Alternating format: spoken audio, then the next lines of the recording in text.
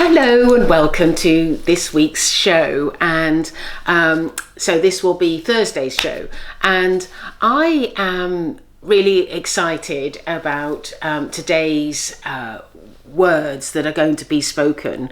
And I don't know why I've said that. I feel like God just spoke through me, and I hadn't even sort of done my introduction. But my introduction is, of course, I speak to God. Don't forget to subscribe. Let's just get on with what he has to say, because he's pressing forward on me. And he says that he apologizes for coming forward too soon. And he says that, but he is very excited about the words that he wishes to speak today. And he says that he always thinks long and hard about each video that he gives Gail the words for, and he says that today is no different. He has been really thinking hard about what he would speak about today and the content that he needs to express to us, because he says that he made a decision some time ago that he would always look to give the words that sometimes are difficult for people to comprehend, and sometimes people will accept them wholeheartedly. But whichever way you look at it, he says it has to be the truth.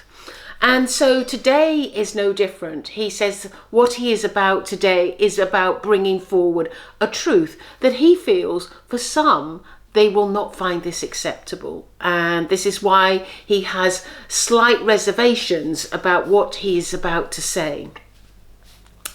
He says that he wants to talk about some of the religions that have gone before us, and he says that he wants to talk about a particular religion that he has struggled with for some time, and he would like to make some changes within the confines of that religion, because he feels that some of the practices that they make are, in his opinion, unacceptable and need to change.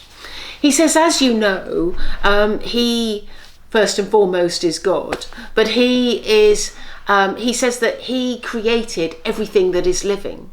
And everything that is living is extremely precious to him, extremely wants to protect and love them equally as he would expect every part of the living creation to love himself.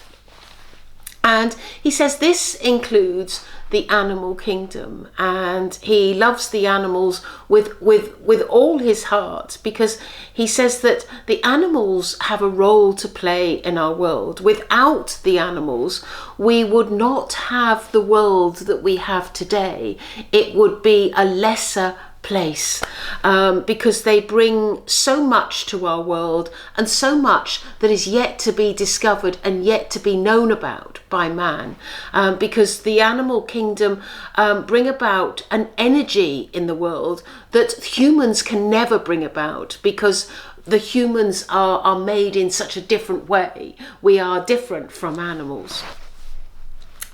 And he says that the practice that he is talking about is when we look to murder or kill animals for either the fun of it or for a sacrifice, a religious sacrifice.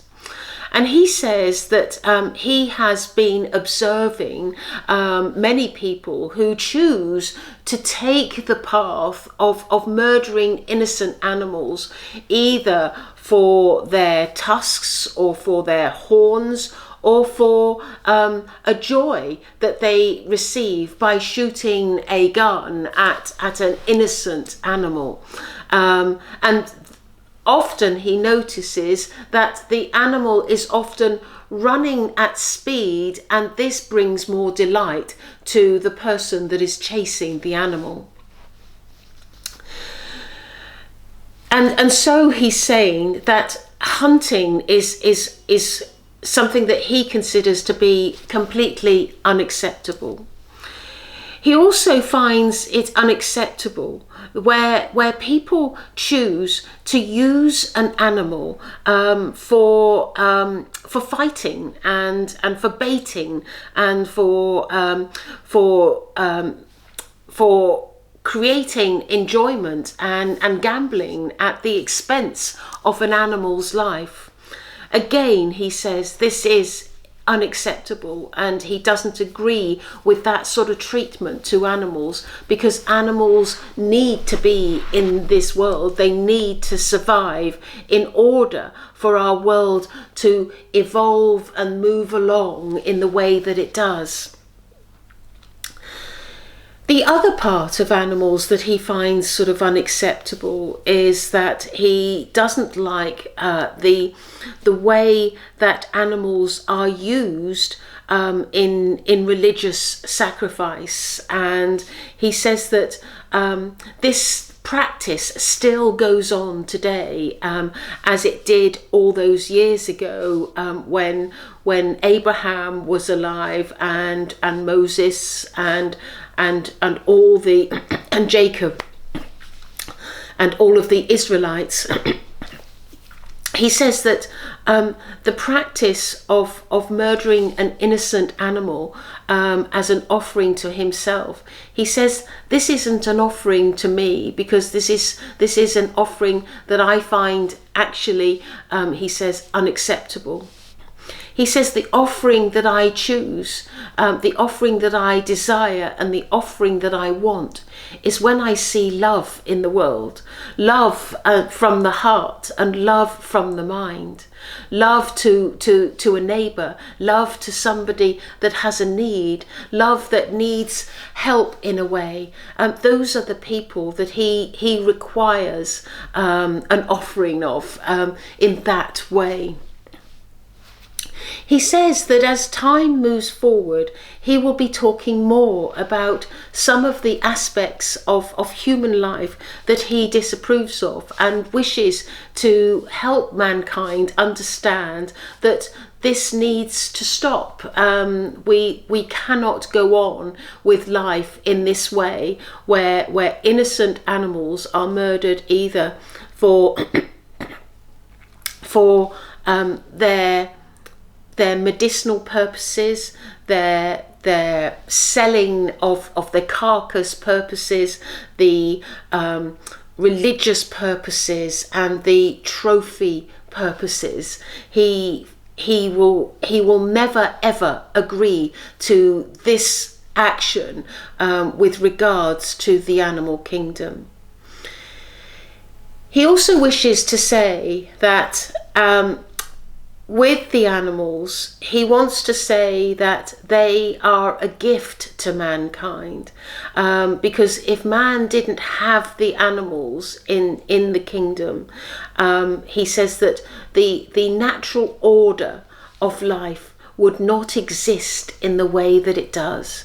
In other words, we need the animal kingdom in all of its glory and in all of the way that it is, in order for man to survive. Without the animal kingdom, man would not survive.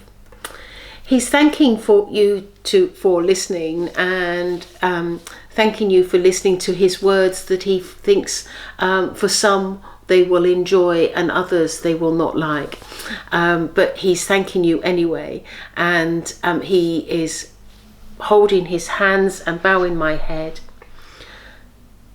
It is my desire and my greatest wish that man understands that the living creatures on the land called earth are protected, are loved just as we would love each other, are loved because of their greatness for the work that they do on our planet, the work that they do that helps the survival of all species. He wishes mankind to understand that this has to come to an end, and that the only offering that he requires is pure and simple love. Amen. Well, that's quite sort of strong words from God today, and I personally would like to include where they shark they are killing sharks for their fins, and they're taking the fins off and throwing the shark back into the sea, and of course they can't swim, they can't survive. So I mean, I guess that's sort of poaching, that comes under the same thing. But yeah, I remember watching a documentary about that, and it was just, I was just like appalled, like how could people do this? But anyway, thank you for listening. I think what's interesting to note, he didn't bring up the idea of veganism or vegetarianism or not eating meat for a living. So I think that's quite interesting, and that speaks volumes. The absence of that speaks volumes. But anyway, thank you for listening, and see you on Sunday. Okay, goodbye.